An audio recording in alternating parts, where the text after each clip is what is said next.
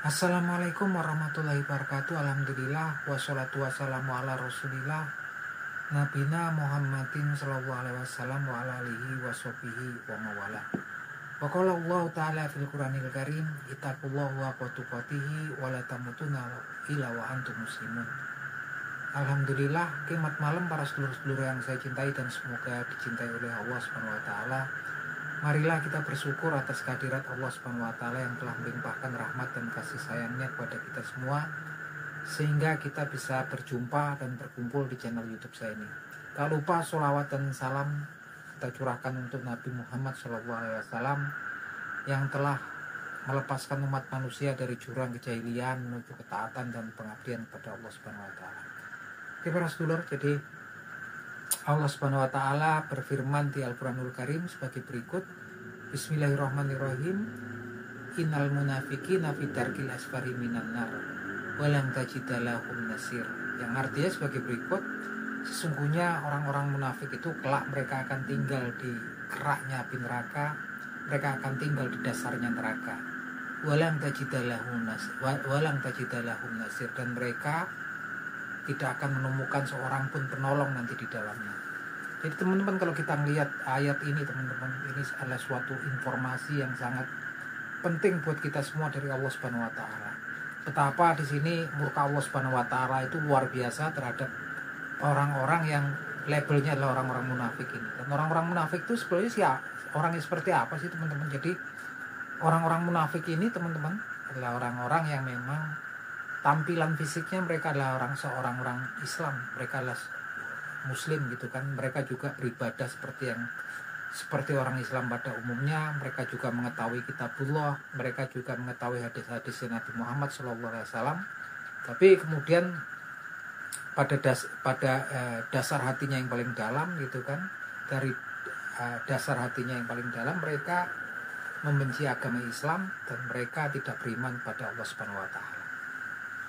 Dan ini kemunculan orang-orang munafik ini pun merupakan salah satu hal yang memang dikhawatirkan oleh Nabi Muhammad SAW ketika beliau masih ada dulu gitu kan.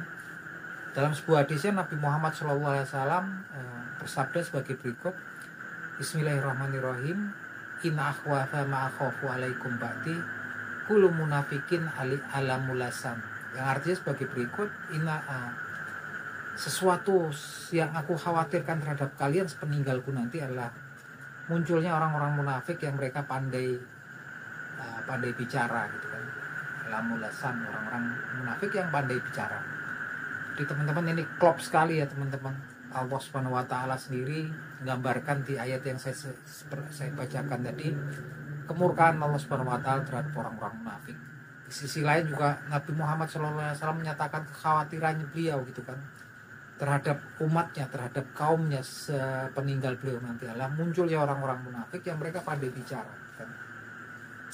Dan memang orang-orang munafik ini susah kita mau menengarainya siapa, karena orang-orang munafik pun sudah ada ketika zamannya Nabi Muhammad SAW tinggal di kota Yastrib atau Madinah ya, pasca hijrah dari Mekah gitu kan. Yang mana memang ciri khasnya orang-orang munafik ini menimbulkan perselisihan, friksi, dan selalu memunculkan fitnah di antara internal orang Islam. Tokoh munafik di zamannya Nabi Muhammad SAW dulu Abdullah bin Ubay bin Salul ya, di kota Madinah itu kan. Bahkan semua difitnahnya gitu kan. Bahkan dia juga pernah memfitnah Sayyidah Aisyah radhiyallahu anha ya, melakukan hal sesuatu yang tidak terpuji gitu kan. Tapi kemudian Allah Subhanahu wa taala menurunkan firman-Nya di Al-Qur'anul Karim yang menyatakan bahwasanya Sayyidah Aisyah radhiyallahu anha ini bersih daripada fitnah ataupun tuduhan orang-orang munafik tersebut gitu kan. Dan di beberapa kasus ketika hendak terjadi pertempuran gitu kan, ketika orang musyrikin dari Mekah menyerang kota Madinah, orang munafik ini juga mempengaruhi internal pasukan orang Islam gitu kan, orang-orang muslim yang memang kemudian akan menghadapi orang musyrikin dari Mekah. Sehingga banyak kemudian di peristiwa-peristiwa genting gitu kan, banyak orang-orang munafik yang kemudian mempengaruhi ya internal orang Islam, banyak yang kemudian mundur dari kancah pertempuran gitu kan. Ini memang sejarah mencatatnya orang munafik ini luar biasa gitu kan. Dan Nabi Muhammad SAW pun tidak memerangi mereka ketika mereka tinggal di Madinah bersama dengan Rasulullah SAW gitu kan. Karena mereka pada lahiriahnya mereka adalah orang-orang Muslim, mereka juga beribadah seperti orang Muslim gitu kan. Tapi mereka juga pada hatinya yang paling dalam mereka nggak membenci Islam dan mereka nggak beriman kepada Allah Subhanahu Wa Taala. Dan memang setelah peninggal Nabi Muhammad SAW nih orang munafik ini juga semakin menjadi-jadi ya, puncaknya ketika zamannya Khalifah Utsman bin Affan radhiyallahu anhu, di mana ada seorang munafik yaitu orang Yahudi dari kota Sana'a Yaman yang kemudian menebarkan fitnah ya. Orang tersebutlah Abdullah ibnu Saba gitu kan, yang menebarkan fitnah di internal umat Islam sehingga berhasil mempengaruhi orang-orang di Kufah gitu kan, di Irak, di Kufah dipengaruhi, dan mereka berdemonstrasi gitu kan, merasa tidak puas dengan pemerintahan yang dijalankan Khalifah Utsman bin Affan radhiyallahu anhu, yang mana kemudian berakhir dengan kematian Khalifah Utsman bin Affan radhiyallahu anhu beserta istrinya gitu kan. Yang ini memang nggak selesai cuma di situ gitu kan, mereka yang bunuh Khalifah Utsman bin Affan radhiyallahu anhu bersama istrinya gitu kan. Ini belum selesai sampai kemudian menimbulkan perselisihan juga gitu kan, silang pendapat dengan pengikutnya Sayyidah Aisyah radhiyallahu anha dengan pengikutnya Khalifah Ali bin Abi Thalib radhiyallahu anhu. Orang munafik bermain lagi gitu kan, sehingga kemudian ketika Sayyidah Aisyah radhiyallahu anha pulang dari kota Mekah menuju kota Madinah untuk menemui Khalifah Ali bin Abi Thalib radhiyallahu anhu untuk menuntut kisos pada pembunuh orang-orang yang telah menyebabkan kematian Khalifah Utsman bin Affan beserta istrinya. Karena hasutan orang munafik sampai kemudian dicegat ya, sampai kemudian menjelang petang itu di waktu maghrib gitu kan, sehingga timbul namanya perang Jamal gitu kan, yang kemudian memang perang itu kan memang di atas unta yang nyaris saja gitu kan, nyaris saja bisa membinasakan Sayyidah Aisyah radhiyallahu anha, tapi selamat alhamdulillah gitu kan. Ini ulang munafik gitu kan. Begitupun kemudian ketika Gubernur Syam yaitu Khalifah Muawiyah bin Abu Sufyan radhiyallahu anhu menuntut hukuman kisos terhadap para pelaku yang menyebabkan kematian Khalifah Utsman bin Affan radhiyallahu anhu beserta istrinya juga. Waktu itu juga orang munafik menebarkan fitnahnya lagi sampai kemudian timbullah peperangan antara pengikutnya Khalifah Ali bin Abi Thalib radhiyallahu anhu bertemu dengan pengikutnya Khalifah Muawiyah bin Abu Sufyan yang merupakan gubernur Syam, sehingga terjadi perang namanya perang Nahrawan. Ini hasil kerjanya orang-orang munafik gitu kan. Ini memang susah ya, orang-orang munafik ini dari masa ke masa selalu menimbulkan perpecahan, intrik-intrik dalam umat Islam itu kan. Jadi teman-teman, kalau kemudian saya mengingatkan teman-teman bahas tentang firman-Nya Allah Subhanahu wa taala berkenaan dengan kaum orang-orang munafik, gitu kan. Begitu juga berkenaan dengan hadisnya Nabi Muhammad SAW yang menjelaskan tentang kekhawatiran beliau tentang munculnya orang-orang munafik yang pandai berbicara. Tentunya kita saat ini pun sudah merasakan di era digitalisasi, khususnya di negeri kita aja, yang nggak usah kita kemudian keluar dari wilayah negeri kita gitu kan. Teman-teman, begitu ciri khas orang munafik ini apa? Ciri khasnya adalah mereka menimbulkan perselisihan, menimbulkan friksi, membenturkan antara satu kelompok yang ada di internal orang umat Islam dengan kelompok yang lain gitu kan, menimbulkan friksi, permusuhan, ujung-ujungnya juga perselisihan dan ya pertengkaran pastinya ujungnya. Dan kita sudah menyaksikan itu kan, begitu carut marutnya kalau kita lihat di media sosial gitu kan, antara kelompok-kelompok ataupun grup-grup yang ada di internal umat Islam. Dan cirinya sendiri orang munafik adalah salah satunya yang paling khas itu.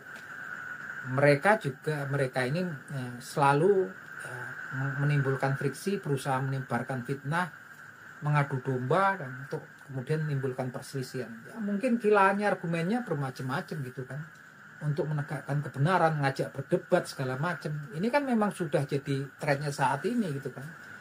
Oke lah kalau di luar urusan agama nggak masalah. Tapi kalau dalam agama Islam sendiri memang kita diperintahkan oleh Nabi Muhammad SAW untuk menghindari debat gitu kan. Apalagi di internal kita gitu kan. Bahkan dalam salah satu hadisnya Nabi Muhammad SAW sampai kemudian menjamin gitu kan sebuah rumah di pinggiran surga bagi seorang muslim yang kemudian dia menghindari debat sekalipun dia berada di pihak yang benar gitu kan. Bukan berarti kemudian kita nggak mau berdiskusi, cuman di sini kan memang kalau memang orang kita ini memang mau memperbaiki kondisi umat, bukan caranya dengan nyerang kelompok yang lain. Kita manfaatnya apa sih sebenarnya juga kita. Kalau kemudian kita ngajarkan tentang pemahaman agama secara lurus sesuai dengan apa-apa yang ada di kitabullah ataupun apa-apa yang ada di hadisnya Nabi Muhammad SAW, tentunya hal-hal yang nggak benar, yang melenceng itu pun akan lurus dengan sendirinya gitu kan. Tapi kalau kemudian sudah dengan benih-benih perdebatan, ya pastinya juga intinya juga timbulnya nggak akan selesai, intinya juga perselisihan dan permusuhan itu aja gitu kan. Makanya saya selalu dukung gitu kan, seperti ustadz-ustadz seperti Ustadz Syafiq Riza Basalama gitu, Ustadz Khalid Basalama. Bukan apa-apa kalau saya lihat memang mereka ini bisa jadi panutan untuk kita ya. Ketika kemudian Ustadz Khalid Syafiq Riza Basalama beberapa bulan yang lalu kemudian dapatkan penolakan gitu, ada sekelompok orang yang kemudian membubarkan pengajian beliau di beberapa wilayah di Jawa Timur gitu kan. Ustadz Khalid Syafiq Riza Basalama nggak pernah meresponnya, nggak pernah kemudian membalas ya gitu kan, baik secara lisan ataupun hal yang lain nggak pernah gitu kan, karena beliau tahu gitu kan nggak ada manfaatnya kalau kemudian ditanggapi, direspon gitu kan. Ujungnya juga nanti menimbulkan perselisihan, permusuhan dengan internal umat Islam. Beliau ini bisa jadi panutan untuk kita. Tos dengan sendirinya juga sekarang hilang sendiri gitu kan. Tapi kadang-kadang memang muncul orang-orang yang kita nggak tahu gitu kan. Tokoh-tokoh yang muncul-muncul ya seakan-akan nih ada tokoh kemarin kan yang silat tuh kayaknya membela-bela Ustadz Syafiq Riza Basalamah dengan menyerang-nyerang kelompok-kelompok yang kemudian sempat melakukan penolakan terhadap dakwah atau penceramahnya Ustadz Khalid Syafiq Riza Basalamah. Untuk apa gitu kan? Toh kalau kalau semakin ditanggapi juga apa mereka juga akan kemudian akan sadar atas apa yang mereka lakukan kan enggak gitu kan. Justru menimbulkan permusuhan itu semakin besar gitu kan. Saya nggak ngerti orang-orang yang seperti itu intinya apa gitu kan. Yang jelas memang saya kurang setuju gitu. Yang paling saya setuju memang kemudian nggak perlu direspon gitu kan. Nggak perlu direspon, yang bisa kemudian kita lakukan adalah kemudian mendoakan orang-orang tersebut agar kembali ke jalannya yang lurus gitu kan. Nah memang saat ini memang banyak sekali kan, memang kemarin juga ada debat gitu kan, seorang tokoh YouTuber kan, YouTuber itu yang memang kemarin sepertinya mengadakan debat dengan kelompok-kelompok tertentu yang mereka mengatasnamakan tersambung sanadnya, nasabnya dengan Nabi baginda Nabi Muhammad SAW. Ini diajak debat-debat gitu kan. Untuk apa gitu kan? Kalau saya sendiri nggak begitu ini lah. Intinya kalau kemudian kita memang mau masuk dalam masuk dalam dunia kemudian masalah religius, ada baiknya memang kita kemudian yang kita bahas cukup ya kitabullah dan hadis-hadisnya Nabi Muhammad SAW. Karena dua itulah pedoman kita, referensi kita untuk menjalani hidup kita sehari-hari. Referensi kita dua itu, Al-Quranul Karim dan hadisnya Nabi Muhammad SAW. Yang selain itu untuk apa gitu kan?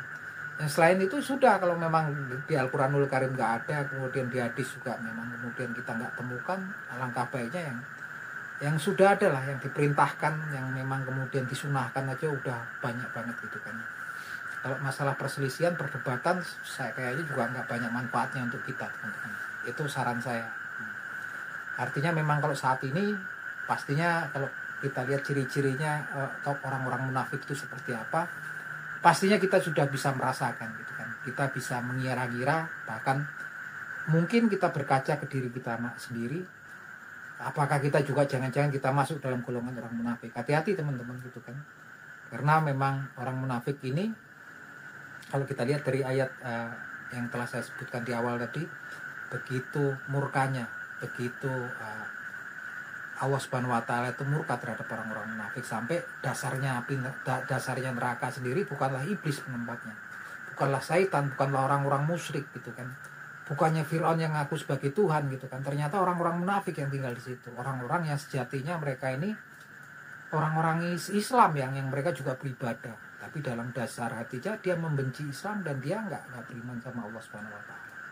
Itulah orang-orang munafik gitu kan, dan kita selalu berlindung bermohon pada Allah Subhanahu Wa Taala agar kemudian kita dilindungi oleh Allah Subhanahu Wa Taala agar tidak termasuk pada menjadi orang-orang yang munafik. Yang jelas peran media sosial ini sangat luar biasa, dan memang orang-orang tersebut pastinya akan mempengaruhi kita gitu kan. Tanpa sadar kadang-kadang kita akan terlelap dan terpengaruh kemudian mengikuti, nauzubillah min zalik teman-teman. Nah itu aja teman-teman obrolan kita di malam hari ini, agar kita mawas diri gitu kan. Kita ikuti saja lah kalau kita mau nonton di media sosial, orang kalau mau lihat pengajian ataupun ceramah ya mungkin yang ceramahnya adem dan memang ceramahnya ciri khasnya dia pasti nggak mau berdebat, dia nggak mau juga kemudian merespon serangan-serangannya kepada orang tersebut gitu. Oke teman-teman, itu aja obrolan kita di malam hari ini, semoga bermanfaat. Akhir kata wabillahi taufiq wal hidayah. Wassalamualaikum warahmatullahi wabarakatuh.